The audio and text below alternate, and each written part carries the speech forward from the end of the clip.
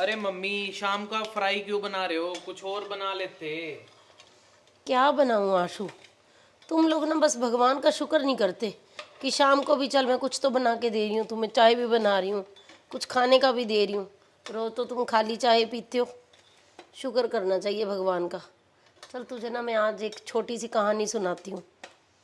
एक ना पक्षी था, उसके पर नहीं थे और वो रेगिस्तान के अंदर ना ऐसे ही पड़ा हुआ था। बेचारा भूख से बेहाल, ना तो पानी पीने के लिए उठ सकता था ना उड़ सकता था, तो बड़ा ज़्यादा परेशान था। तो अचानक एक दिन ना वो पक्षी ने देखा कि ऊपर से ना भगवान गरुड़ जी जा रहे हैं। तो उसने फटाफट दुआ की, हे भगवान गरुड़ जी, तो मेरी कोई बात सुन लो, मेरा कोई दुख सुन लो। तो गरुड़ जी नीचे आए और आके पूछने लगे कि बताओ बताओ क्या दिक्कत चल रही है। वो कहते कि मुझे तो भाई ना तो मैं पानी पी सकता हूँ ना मैं कहीं उठ बैठ सकता हूँ, मैं तो बड़ा दुखी हूँ, कोई हल करो। तो गरुड़ जी कहते भाई मैं तो स्वर्ग जा रहा था, तेरी आवाज़ सुन के रुक गया, मैं तो इसमें अब क्या कर सकता हूँ। तो वो पक्षी कहने लगा कि स्वर्ग जा रहे हो ना, तो मेरी एक बात वहाँ से पूछ के आना कि मैं ये तो नहीं कहूँगा कि मुझे स्वर्ग ही साथ ले चलो, पर कोई रास्ता कोई हल ज़रूर पूछना, मुझे ना ये टाइम निकालना बड़ा ही मुश्किल लग रहा है, मैं बहुत दुखी हूँ। गरुड़ जी कहते कि कोई बात नहीं, चलो मैं पूछ के आ जाऊँगा। तो गरुड़ जी पहुँच गए स्वर्ग में। उन्होंने सोचा कि भगवान से पूछने की क्या ज़रूरत है, मैं ना उनसे ही पूछ लेता हूँ, देवदूतों से। तो वो देवदूतों से ही पूछने लगे। तो देवदूतों ने बताया कि ये बंदा तो ये पक्षी तो पिछले जन्म में इंसान था और इसने ना बहुत ही बुरे कर्म किए थे, बहुत निर्दयी था, तो इसी बात की ना इसे ये सज़ा मिल रही है।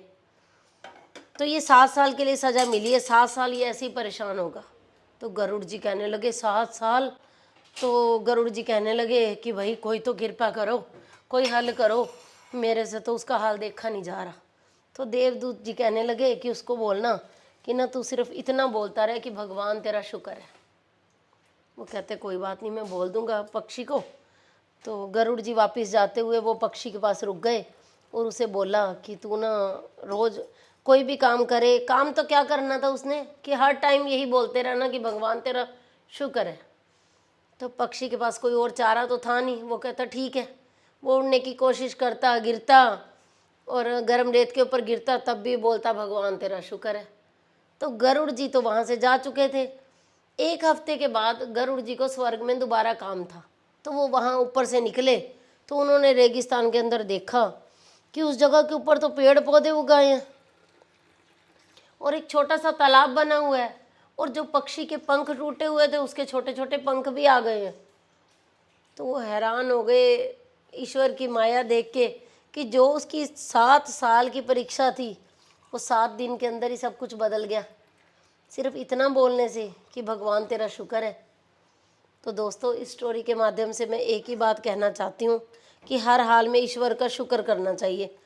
जब हमें कुछ भी मिलता है ना तो हम उससे दुगने की इच्छा रखते हैं। पड़ोसी के घर में फ्रिज आया छोटा तो हम कहेंगे हमारे घर में बड़ा होना चाहिए, पड़ोसी के घर में मशीन आई तो हम कहेंगे ऑटोमेटिक होनी चाहिए। तो बस हर हाल में एक ही बात कहिए कि भगवान तेरा शुक्र है। तो आशु यदि तू भी भगवान का शुक्र कर रहा है तो चुप करके ये चाय उठा और ये जो भी बने उसे ग्रहण कर। भगवान तेरा शुक्र है।